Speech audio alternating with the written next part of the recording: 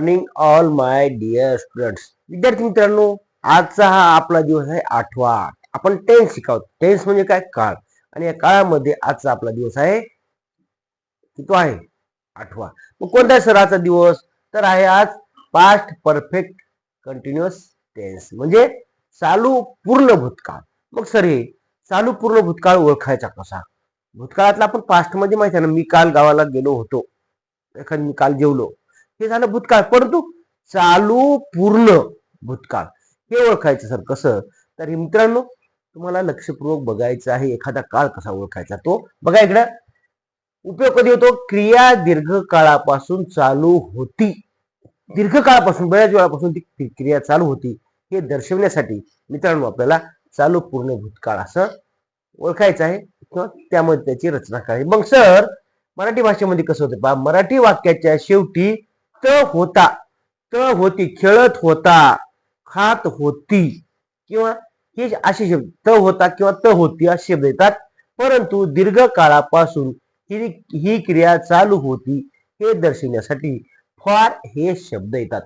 For किंवा since असं म्हणजे दोन शब्द असतात, त्याप्रमाणे येतात ते. जसं वाक्य असेल तसे ते शब्द येतात मित्रांनो. मग sir what is structure of this tense म्हणजे या काळाचं स्ट्रक्चर काय, त्याची रचना काय? Structure is a most important in building. Building बांधतो ना आपण, इमारत बांधताना स्ट्रक्चर असतं. अगोदर आपल्याला आर्किटेक्ट काय करतो? त्याचं स्ट्रक्चर घेतो. मग त्या स्ट्रक्चर प्रमाणे आपण पुढे पुढे जात असतो मित्रांनो. तसंच वाक्यामध्ये सुद्धा आपलं वाक्य चुकू नये असं तुम्हाला वाटतंय ना? वाटतं का नाही? वाटतंय ना? मग त्यासाठी मित्रांनो आपल्याला सुद्धा त्याचं स्ट्रक्चर आलं पाहिजे. प्रत्येक वाक्याला स्ट्रक्चर आहे आपल्याकडे. टेन्स मध्ये तुम्हाला सांगितलेले मी 3 प्रकार, त्याची पुन्हा 4 उपप्रकार, असे एकूण 12 प्रकार काळ आहेत. आणि त्या काळामधला आजचा आपला 8वा दिवस आहे. मग मित्रांनो चला तर बघूया याचं स्ट्रक्चर काय. सुरुवातीला ह्या सब्जेक्ट, नंतर हॅड बीन. हॅड बीन म्हणजे काय? एखादी क्रिया चालू होती.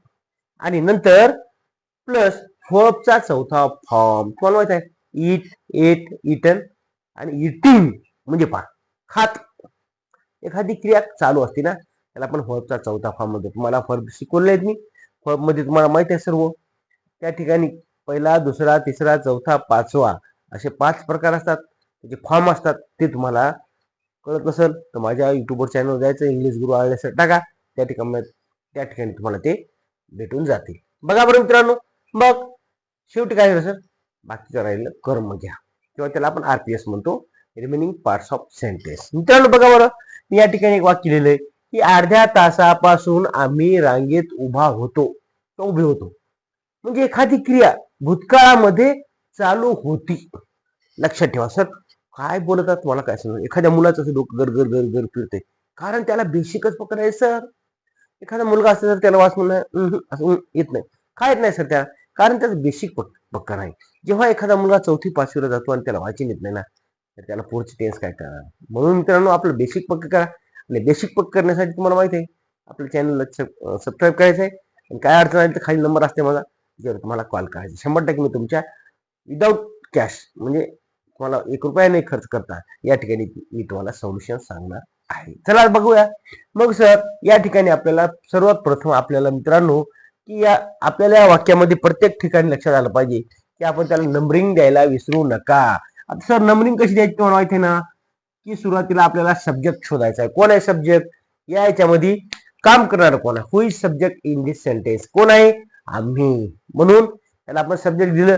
नंतर मित्रांनो नंबरिंग कशी द्यायची? शेवटी जाणार 1 नंबर द्या होतोसाठी, 2 नंबरला होपचा चौथा फॉर्म, नंबर 3 त रांगेसाठी 4 नंबर द्या, पासूनसाठी 5 नंबर द्या आणि अर्ध्या तास याला 6 नंबर द्या. मग सर असं लिहिल्यानंतर सर मग आता वाक्य कसं तयार होईल सर? सोपं आहे ना सर. बघायचं काय लिहिणार सुरुवातीला तुम्ही? सब्जेक्ट कोण आहे?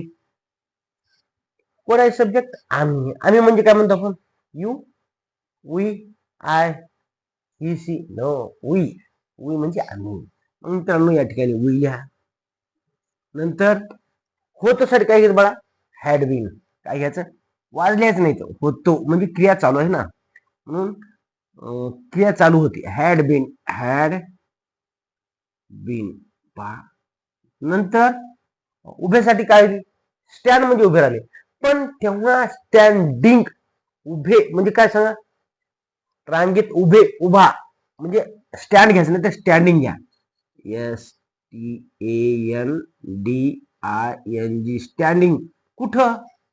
रांगेत. मग रांगेतला काय तर म्हणजे काय इन, पाणी ग्लासात आहे, इन आहे, इन म्हणजे आत किंवा त्यामध्ये इन. कुठं? रांगेत. In queue. आता क्यू ची स्पेलिंग सांगा.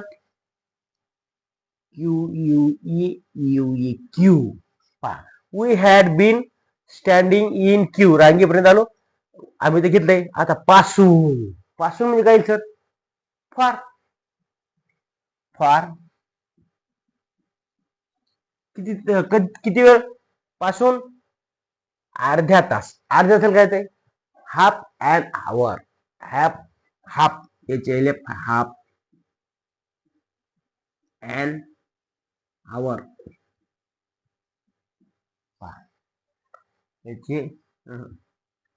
HLF राहिले का? हाफ सांग मला. बरोबर. म्हणजे अर्ध्या तासापासून आम्ही इथं रांगेत उभा होतो. आता सर मी काय लिहिलं बघा बरं, तुम्हाला इथं पुन्हा याची नंबर सांगतो. हे सब्जेक्ट नंबरला एक घेतलं, वी घेतलं, नंतर एक नंबर काय घेतला आपण? एक नंबर हे झालं सब्जेक्ट. पण होतसाठी हॅडविन घेतलं, याला नंबर 1 दिला आपण.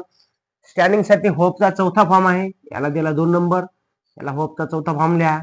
नंतर इन साठी 3 नंबर दिला, रांगेसाठी 4 दिला. आता फॉर कुठे? पासून. हे पासून साठी आपण किती नंबर दिलाय? 5 नंबर. आणि हाफ आवर म्हणजे अर्ध्यासाठी आपण 6 नंबर दिला. बघा इथं मी अशी पद्धतशीरपणे मित्रांनो नंबरिंग दिली आहे, त्यामुळे आपलं वाक्य कधी चुकणार नाही, एवढं लक्षात ठेवा. आता दुसरं एखादं वाक्य सांगा मुलांनो. काल संध्याकाळपासून पाऊस पडत होता. दपा काल संध्याकाळपासून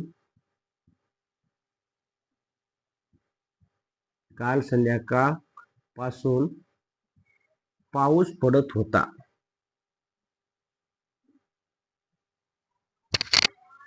पाऊस पडत होता. ही भूतकाळातली क्रिया सुरू होती, हे लक्षात ठेवा. चालू पूर्ण भूतकाळ म्हणजे चालू आहे, पूर्ण झालेला आहे भूतकाळ. पहा मग सर इथं आता या ठिकाणी सब्जेक्ट काय दिसतंय का तुम्हाला? पाऊस आहे, परंतु त्याला सर पावसाला सब्जेक्ट म्हणून म्हणता येईल का? नाही, तो पाऊस ते म्हणता येईल नंतर. मग सर डायरेक्ट आपण काय करू? आपलं नंबर सांगता येईल. सुरुवातीला होतासाठी हॅडविनचा 1 नंबर द्या. आता पडण्याला काय म्हणतात? फॉल म्हणतो. बरोबर आहे. मग सर त्याला नंबर काय द्यावा? होतासाठी दिला आपण 4 नंबर. हो, पण आता होता साठी आपण 4 नंबर दिला, 1 नंबर दिलाय. परंतु पावसाला काय नंबर सांग मला? सांग पटकन. पावसाला 2. पाऊस पडण्यासाठी आपण याला फॉर्मचा दुसरा फॉर्म घेऊ, चौथा फॉर्म घेऊया. नंबर 3 ला पासून, संध्याकाळला 4 नंबर आणि कालला 5 नंबर. आलं का? पावर अरे बाळा 30 रुपये 5 पर्यंत जायची गरज नाही ना. मग काल संध्याकाळसाठी 1च नंबर द्यावा लागेल. बरोबर आहे. इथं पहा काल संध्याकाळ. आता पासूनला किती नंबर दिला तुम्हाला? बरोबर 3 नंबर. पण कालची संध्याकाळ आहे ना, कालची संध्याकाळ असल्यामुळे आपल्याला डायरेक्ट याला 4 नंबर द्यायचा आहे, हे लक्षात ठेवा. मी मुद्दाम लिहित असं 4 नंबर द्या, 5 नंबर द्या असं नाही करायचं. लक्षपूर्वक आहे का? तुमच्या लक्षात येऊन जाईल. पहा बरं 1 2 3 4 आलं राईट आहे. फक्त तो फॉर्म आहे ना. आता पुढे पहा मग सर याचं वाक्य कसं होईल? आता इथं सब्जेक्ट नसला तरी आपल्याला तो पाऊस आल्यामुळे ईट घ्यायचा आहे. ईट हे दिसत नाही सब्जेक्ट इथे मी लिहिलं तुम्हाला, परंतु ईट आता पाऊससाठी काय? आता ईट झाल्यावर 1 नंबर का? होता म्हणजे काय बा? Had been. लक्षात वाज नाही, हॅड बीन. पहा इट हॅड बीन. आता काय? पडण्याला काय म्हणतो? तर होत झालं. पण पाऊस पडणे म्हणजे काय म्हणतो आपण सर? रेन म्हणजे पाऊस, पण पाऊस पडण्याची क्रिया चालू आहे किंवा होती. आता ही पडत होता ना, म्हणजे क्रिया चालू होती, म्हणजे इट हॅड बीन रेन म्हणजे पाऊस, पण ING लावा त्याला, RAIN रेन आणि ING रेनिंग. आता लक्षात आलं. रेनिंग. आता पासून साठी काय होईल बघा, since. SINC since. SINC since म्हणजे पासून झालं. आता कालची संध्याकाळ काय होईल, लास्ट नाईट.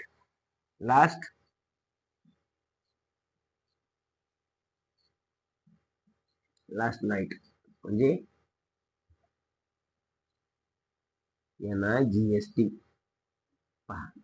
लास्ट नाईट म्हणजे कालच्या रात, काल संध्याकाळपासून पाऊस पडत होता. सर मी काय केलं इथं सुरुवातीला बघायचं मित्रांनो, या ठिकाणी सुरुवातीला मी सब्जेक्ट कोणता घेतलाय, ईड घेतलेला आहे.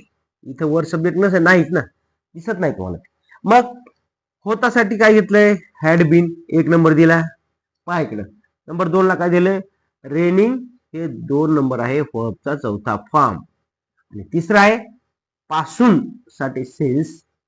आणि 4 नंबरला दिले लास्ट नाईट म्हणजे कालची संध्याकाळ. किती सोपं आहे मुलांना. परंतु आपल्या डोक्याच्या बाहेरून जातंय ज्यांचं बेसिक पक्क नाही. ज्याचं बेसिक पक्क झालंय त्याला समजतंय काळ कोणता आहे, कर्ता कर्म क्रियापद हे सर्व समजतं. पण मित्रांनो तुम्हाला मी सांगत असतो, आपले बेसिक पासून केलेले पहा, तुमची इंग्रजी 100% चांगली होणारच आहे. आता एक पुढे वाक्य सांगा. एक वाक्य सांग, काय काही पण सांगा. सांग, मी 2 महिन्यापासून एक कादंबरी वाचत होतो. मी, लक्ष द्या इकडं, मी 2 महिन्यापासून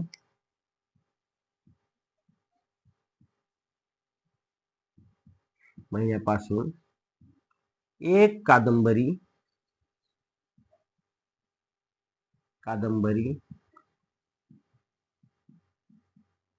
वाचत होतो.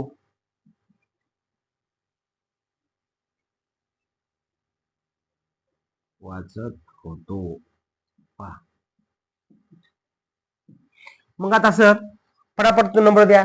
त्यावर तुम्ही म्हणा, एखाद्या तुम्ही नंबर देऊन पहा, नंबरिंग करा. पहा, मी साठी सब्जेक्ट येईल, नंतर डायरेक्ट शेवटी जा होतो ना, याला 1 नंबर द्या. आता वाचत तो होतो हे झालं हॅड बीन, बरोबर आहे. नंतर आता मुलांना 2 नंबर काय द्यायचं, वाचण्याची क्रिया काय असते, रीड म्हणजे वाचणे, पण रीडिंग म्हणून याला ठिकाणी आपल्याला याला 2 नंबरला द्यायचा आहे वर्बचा चौथा फॉर्म. आता एक कादंबरीला काय येईल, 3 नंबर वळवा आहे का, बरोबर राईट. मग पासून साठी काय येईल, 4 नंबर. आता 2 महिन्यासाठी 5 नंबर. नंबरिंग दिली, तुम्ही सर्वांना नंबर दिलेत. मग आता मुलांनो या ठिकाणी आपल्याला हेच वाक्य इंग्रजीमध्ये कसं लिहायचं बघायचं. आता सुरुवातीला सब्जेक्ट घ्या. प्रत्येक वाक्यामध्ये सुरुवातीला कर्ता असतोच. कर्ता कर्म क्रियापद हे मराठी भाषेमध्ये आहे मुलांना, परंतु इंग्रजी भाषेमध्ये कर्ता झाल्यावर वर्ब येत असते, क्रियापद येते. इथं आय घेतलं. आता होतो म्हणजे had been, I had been. बघा सांग मग, आय हॅड बीन. आता वाचणे म्हणजे याला काय ते चौथा फॉर्म कळलं, रीडचा. Reading, I had been reading, READING reading. नंतर अ नॉवेल, काय बाय बरोबर आहे ना, नॉवेल काय, एक कादंबरी. आता पासवर्ड साठी काय बघा, फॉर इट, फॉर 2 महिने म्हणजे काय, 2 मंथ्स, फॉर टू मंथ्स. बघा वाक्य कसं तयार झालेलं आहे, लक्ष द्या इथं. आता सुरुवातीला बघा मुलांनो, इथं मी काय घेतलंय, सब्जेक्ट घेतलंय म्हणजे आय घेतला सब्जेक्ट. नंतर शेवटी गेलो आपण हॅड बीन, याला किती नंबर दिला आपण, 1 नंबर. नंतर वाचत म्हणजे रिडिंगला गेले 2 नंबर. आणि हे दिलाय देत असताना वर्बचा चौथा फॉर्म, हे लक्षात ठेवू नका. नंतर 3 नंबरला काय दिलं, एक कादंबरी, अ नॉवेल. नंतर पासून साठी 4 नंबर आणि 5 नंबर दिलाय 2 मंथ्स. बघा हे झालं वाक्य तयार. असेच मित्रांनो तुम्हाला पण वाक्य तयार करायचे, कमेंट बॉक्समध्ये सांगत जा, सर मला इथं समजलं नाही, हा थोडं अवघड वाटतंय, परंतु जेव्हा तुम्ही प्रॅक्टिस करसाल तेव्हा तुम्हाला 100% येणारच आहे. Without practice nothing is possible in this world. मित्रांनो, सराव केल्याशिवाय कोणतीही गोष्ट येत नाही. Practice makes man perfect. Video आवडला तर नक्की मित्रांनो तुम्हाला शेअर करायचा आहे. Sharing is caring. Thank you for